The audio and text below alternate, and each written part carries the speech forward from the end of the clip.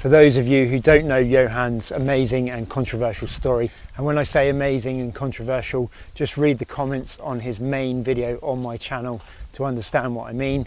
Here's a quick summary. In 2011, Johan was diagnosed as type 1 diabetic. At the time, he did no exercise, he didn't think about what he was eating, and after he was diagnosed, he had to inject insulin every day in order to live. Fast forward to 6 years later and 3 years of training with me, he lost a load of body fat, got himself fit enough to run a Tough Mudder or two, and he got to the stage where he no longer needed to inject insulin. Fast forward to the present day, and as Johan approaches his 59th birthday, I thought it'd be a good idea to give you an update as to where he is with his training and his nutrition a month or so after he's just completed his 7th Tough Mudder.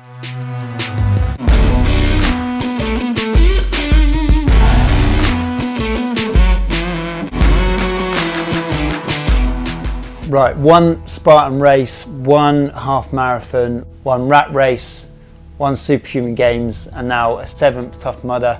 How did you find that? Yeah, that was amazing. That was probably the most enjoyable one of the lot. I think because there was no hills, it was nice flat surface, flat running in the woods, nice sunny day, perfect, 24 degrees, perfect conditions as well. Yeah.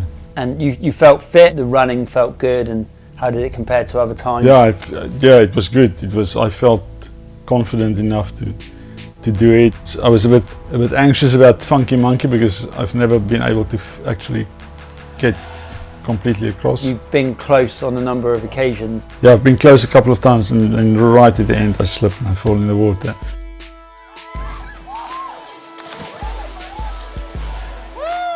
So I was adamant that this time I'm going to do it.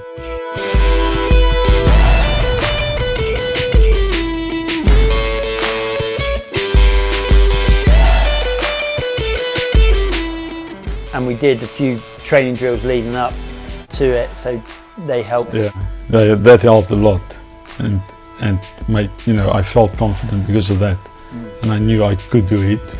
I just needed to get my head around it. And once I've done that, I relaxed and enjoyed the rest. Be sure to check out the Tough Mudder Toronto video to see what else we got up to on the day. What's your training plan at the moment? Is it kind of the same? At the moment I do probably about 8 sessions a week. Those sessions usually consist of a couple of weight training routines in the gym and fitness classes, mainly cardio and circuit training based, and usually a Sunday off training. Some Sundays I will still do a battle box as well if the weather is nice. The Sunday is actually my rest day. It's only when it's a nice sunny day. If you want to know what Johan's training plan is, check out these couple of videos to get a better idea on what he does.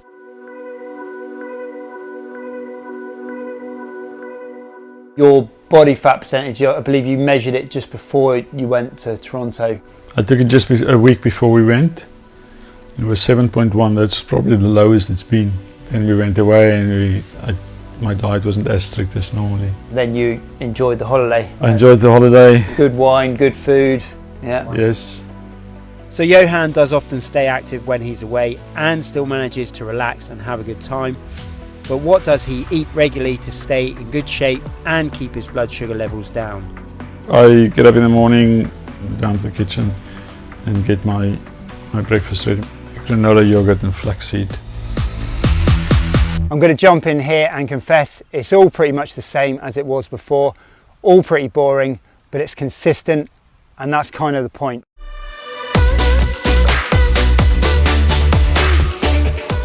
I'll link in the description Johan's last nutrition video for a more detailed idea of what he has, boring as it may be.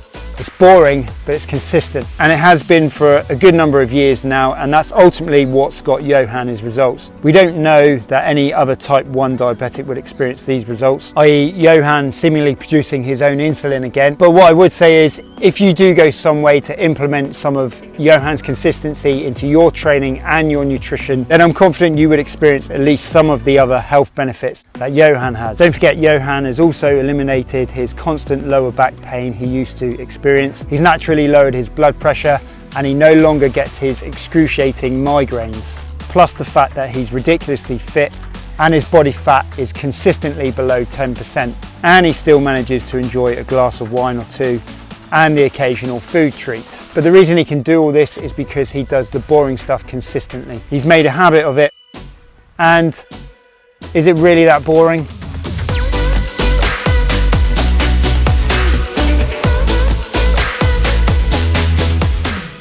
Check out Johan's playlist to see his other videos and catch up on his story.